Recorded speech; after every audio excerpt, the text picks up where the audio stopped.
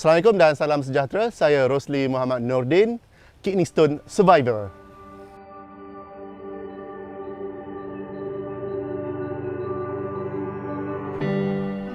Pada penghujung tahun 2019, saya telah mengalami satu perasaan atau kesakitan di bahagian pinggang dan kesakitan tersebut memang tak boleh buat bincang.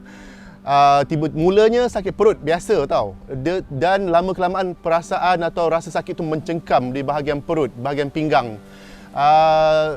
Ketika saya menghadiri satu mesyuarat di Shah Alam, saya mula merasa tidak selesa dengan keadaan tersebut dan saya merasakan itu adalah satu kesakitan yang biasa, tetapi memang kesakitan tersebut tidak berhenti setakat sakit datang dan pergi, tetapi berterusan dalam satu jangka masa ataupun period yang panjang, dan saya terpaksa menamatkan mesyuarat tersebut. Dan kebetulan orang yang saya hadiri ataupun bersama saya ketika mesyuarat tersebut menyatakan abang dia mengalami sakit yang sama juga, dan dia menyatakan ini mungkin batu karang ataupun kidney stone. Dan dia kata kepada saya, okey Cik Rosli, boleh tamatkan mesyuarat ini awal dan awak boleh pergi ke hospital untuk dapatkan rawatan lah. Kebetulan saya hadir mesyuarat tersebut dengan rakan saya dan beliau memandu, dan saya terus berada dalam kesakitan yang amat teruk sehingga kan berpeluh, basah satu badan, memang tak boleh fikir dan hampir kejang.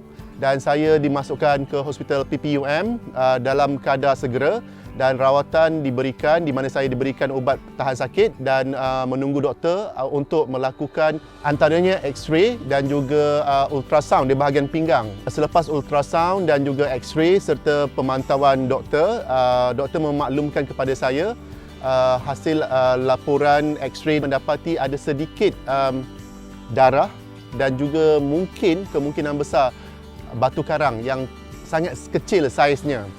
Saya keluar PPUM dan saya meneruskan rawatan seperti biasa dan tidak membuat follow up. Selepas hampir setahun setengah, sekali lagi saya diserang oleh kesakitan batu karang di bahagian yang sama, dan sebelum itu dalam period tersebut ada satu perasaan nyeri. Saya baca dalam internet ataupun Google, perasaan nyeri tiba-tiba muncul di bahagian pinggang. Dia tiba-tiba macam otot kita, urat kita ditarik. Tapi tak sakit, tapi ada tarikan. Dan seperti tarikan tersebut memberi petanda ada kesakitan dalam badan, dan saya ingatkan ia adalah satu orang kata otot, orang kata muscle yang ketat ataupun berlaku pergeseran otot. Tetapi sebenarnya bukan. Itu adalah petanda batu karang sebenarnya. Dan saya tidak mempunyai masalah kencing kerana sebenarnya selepas saya discovered, batu karang tersebut ada di bahagian pinggang saya, bukan di bahagian pundi kencing ataupun bukan di bahagian hempedu. Dan kali kedua attack serangan ataupun kesakitan tersebut, saya dibawa ke hospital PPUM kerana berdekatan dengan rumah saya. Keluar saja kereta, saya muntah. Dan seperti biasalah berpeluh, kesakitan yang tak boleh bawa bincang. Dan saya dibawa ke unit rawatan menggunakan wheelchair ataupun kerusi roda. Dan treatment dan doktor pun evaluate kesakitan saya dan memang menyatakan ia adalah batu karang. Dan selepas 2 minggu, saya keluar hospital, sekali lagi perasaan tidak selesa di perut. Kesakitannya mungkin tidak terlalu berat seperti kejadian pertama dan kedua, tetapi kesakitan tersebut telah menyebabkan saya tidak selesa dan berpeluh, dan saya sekali lagi masuk ke PPUM.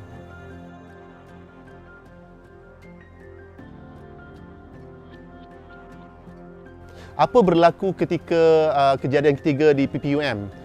Seperti biasa, hospital PPUM, doktornya memaklumkan kepada saya perlu buat follow up dan mengesahkan ia adalah batu karang walaupun tidak besar dan sebagainya, dan saya perlu menjalani beberapa proses temu janji ataupun appointment dengan bahagian perubatan luar dan juga X-ray, CT scan dan sebagainya, dan ia mengambil masa yang agak panjang. Dan saya melihat proses ataupun jangka masa tersebut mungkin menyebabkan saya terus dilanda kesakitan demi kesakitan yang tidak tahu bila akan berlaku.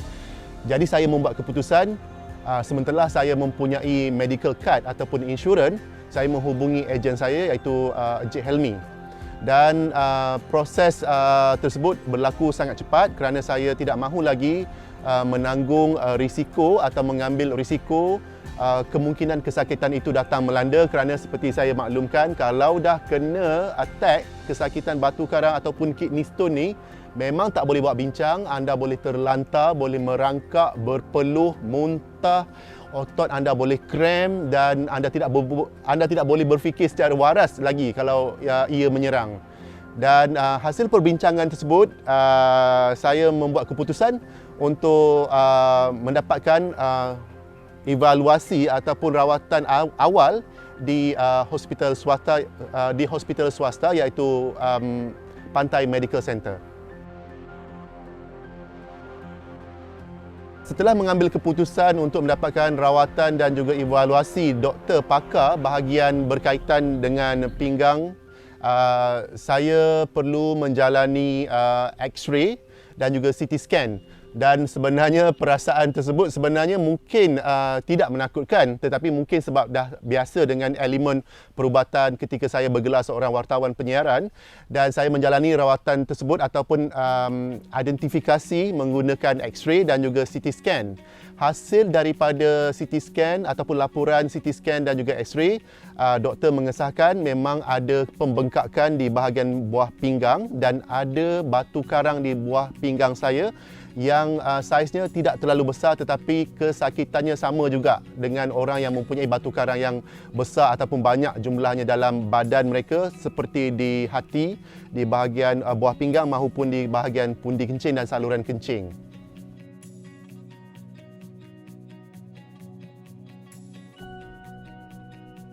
Okey, selepas itu saya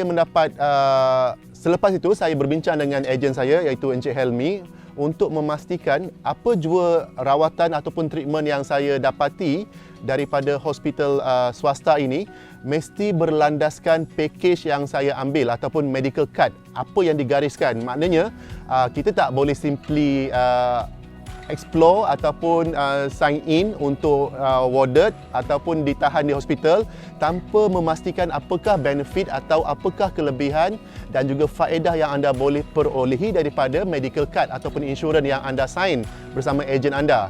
Jadi sebenarnya perbincangan dengan ejen, mengenal pasti package, mengenal pasti produk, mengetahui kelebihan, mengetahui apakah yang ditawarkan dalam package anda itu sangat-sangat penting. Tak boleh ambil mudah. Jadi anda kena berkomunikasi dengan ejen anda dan memastikan kedua-dua pihak, pesakit ataupun patient seperti saya, dengan ejen dan juga pihak hospital yang di mana saya dapatkan rawatan mesti selari. Maknanya bersesuaian dengan package yang diambil, bersesuaian dengan bajet ataupun keuangan yang anda ada pada ketika itu.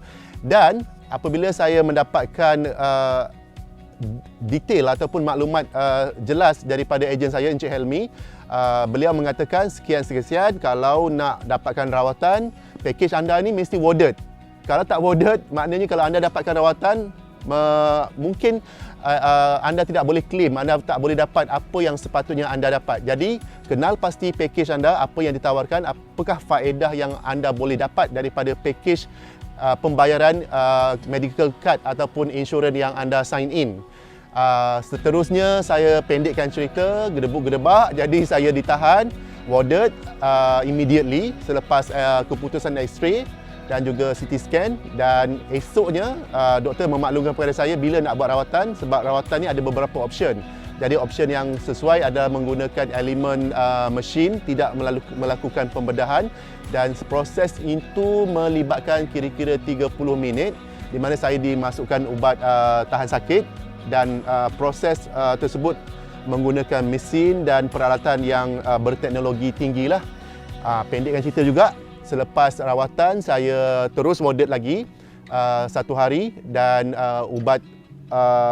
doktor memberikan ubat tahan sakit jika kesakitan melanda selepas rawatan, dan doktor memaklumkan bahawa selepas rawatan tersebut saya akan kencing berdarah.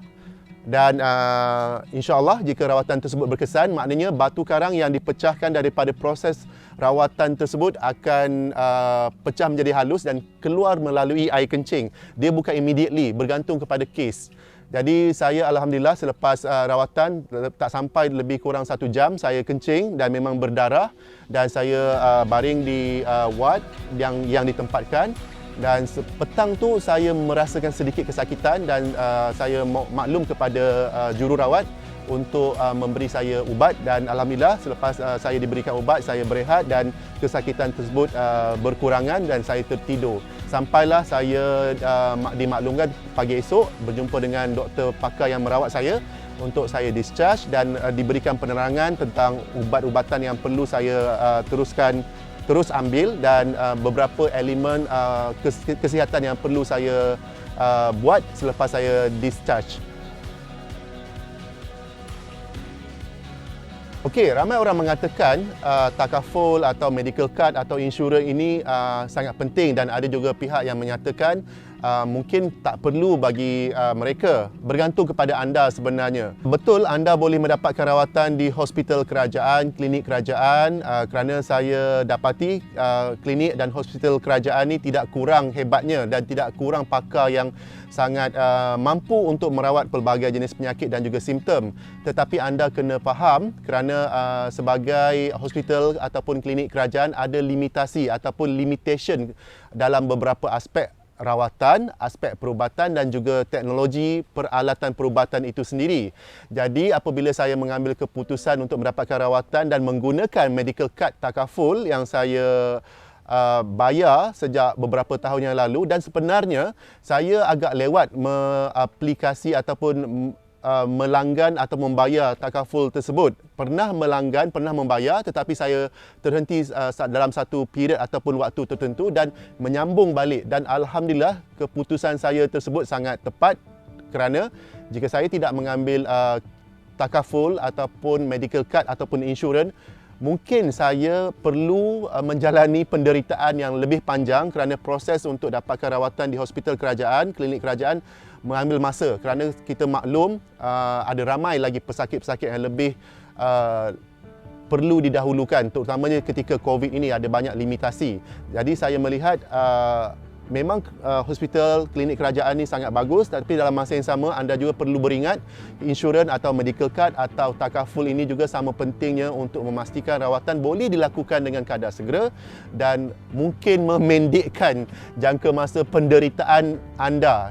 Sebab bagi saya bukan perkara ini boleh dimain-mainkan atau boleh dibuat perkara yang boleh dipandang enteng atau dipandang rendah, tetapi anda kena pandang serius. Sebab apabila anda tidak sihat, sakit, obviously anda tidak boleh bekerja, anda tidak boleh bersosial, anda tidak boleh melakukan apa jua aktiviti dan terlantar di atas katil.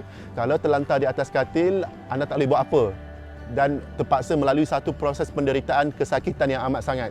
Jadi alhamdulillah tindakan saya untuk meneruskan mengambil takaful atau insurans atau medical card ini sangat tepat, dan saya bersyukur kerana prosesnya begitu mudah. Dan ingin saya nasihatkan, anda perlu berkomunikasi dua hala antara anda dengan ejen anda. Perlu berbincang dan tak boleh make it short apa jua proses perubatan, dan tak boleh pandang rendah, tak boleh pandang enteng dengan apa yang berlaku melibatkan isu ataupun aspek kesihatan. Jadi untuk anda yang mungkin melihat pengakuan saya ataupun apa yang saya kongsikan, pengalaman saya ini mungkin dibuat-buat, tetapi ini adalah yang betul-betul ikhlas, jujur, yang perlu anda ambil serius, kerana kalau anda sakit, anda tak boleh buat apa. Jadi pastikan selain anda sihat, menjalani kehidupan yang sihat, jaga pemakanan. Tetapi macam saya katakanlah, sebenarnya orang akan berkata, Rosli, you tahan kencing, you tak jaga makan, you kolesterol tinggi dan sebagainya. Sebenarnya, personally saya tidak dikategorikan orang yang menahan kencing, walaupun kerjaya saya memang kadang-kala membolehkan ataupun mewajibkan saya perlu tahan kencing, tetapi saya tidak kompromi aspek tersebut. Dan orang mungkin mengatakan kolesterol tinggi, tak jaga makan, makan makanan berminyak, tak makan buah, tak makan vitamin dan sebagainya. Saya kurang minum air dan sebagainya. Kalau nak kena, kun fayakun, anda kena percaya perkara tersebut. Tetapi kita tidak bolehlah memandang rendah. Dah buat itu buat ini tapi tetap kena, itu kan kerja Allah kan. Jadi takdir. Jadi apa yang berlaku kepada saya sebenarnya, saya melihat dari sudut yang positif kerana selepas menjalani proses tersebut, proses rawatan, dan saya berhubung dengan ejen saya, dan ejen saya juga melihat pengakuan saya ini mungkin boleh membantu beliau untuk mendidik ataupun educate public, orang ramai tentang pentingnya untuk mendapatkan medical card, takaful atau juga insurans yang bersesuaian dengan bajet anda. Kalau bajet anda sekian-sekian, pastikan apa yang anda dapat di kemudian hari apabila berlaku situasi seperti saya, anda berpuas hati dan anda melihat ia adalah satu tindakan yang bijak. Dalam masa yang sama, anda dapat memastikan diri anda sihat. Walaupun hakikatnya semua orang akan mati suatu hari nanti. Betul tak? Okey, menjawab soalan medical card ni untuk orang yang berkemampuan atau orang yang berada atau orang kaya. Sebenarnya medical card bukan boleh diklasifikasikan sebegitu rupa kerana medical card untuk semua orang. Tak kisahlah anda jutawan, anda seorang pekerja buruh, anda pekerja am atau anda eksekutif, anda seorang CEO, anda pemilik megak tanjak kayangan holding sekalipun, semua orang memerlukan medical card. Tetapi ia bergantung kepada keperluan anda, bajet anda, keuangan anda. Anda tanya diri anda, berapa yang anda willing to pay, anda tanya diri anda, how much you willing to pay. Ia semuanya bergantung pada diri anda sendiri. Kerana saya melihat jika ia membebankan, ia sudah pastinya tidak sesuai untuk anda membayar ataupun melanggan package yang dikemukakan oleh ejen masing-masing. Tetapi whatever it is, you have to understand how much you willing to pay, how much your budget, dan ejen anda akan formatkan keperluan anda berdasarkan bajet anda sendiri. Jadi tak perlu tunggu jadi CEO megah tanjak kayangan, tak perlu tunggu jadi eksekutif marketing ataupun mereka yang bernilai jutaan ringgit perniagaannya. Semua orang kena ada medical card ni. Harapan saya semua orang yang menonton atau melihat video ini, saya berharap anda berlapang dada kerana video ini adalah satu perkongsian bersandarkan berdasarkan pengalaman saya sendiri, dan saya percaya pengalaman seperti ini bukan semua orang akan lalui, dan mungkin saya juga dikatakan bias ataupun mungkin ada kepentingan dalam aspek untuk menjual package yang dipasarkan oleh ejen takaful ataupun insurans ataupun medical card. Tapi personally saya yakin medical card, takaful ataupun insurans sangat penting, bergantung kepada keperluan dan juga bajet anda sendiri. Tetapi kalau anda tak nak, it's okay. Anda boleh lalui ataupun meneruskan perjalanan hidup masing-masing. Tak ada benda yang akan menyatakan jika anda tak ada elemen tersebut, insurans ke apa ke, anda seorang penjenayah. Jadi terpulang kepada anda. Dan saya yakin apa yang saya kongsikan ini memberi manfaat kepada pelbagai pihak, khususnya kepada ejen-ejen yang mungkin terkesan dengan keadaan COVID ini di mana ramai individu yang tidak sign in ataupun mereka tidak berjaya untuk close deal kerana kekangan kewangan, kekangan komunikasi, kerana nak berjumpa, nak sell produk ni bukan senang. Jadi saya berharap perkongsian ini dapat membantu mereka dan juga membantu anda sebagai individu untuk mengenal pasti tahap kesihatan anda dan juga mengetahui apakah faedah-faedah yang anda boleh perolehi daripada sign in medical card, insurans, takaful atau apa jua perkara yang seumpamanya. Dan lebih penting, hubungi Helmi ni. Dia punya servis memang tip-top, mantap, mantul. Thank you Helmi. Boleh belanja kopi lepas ni.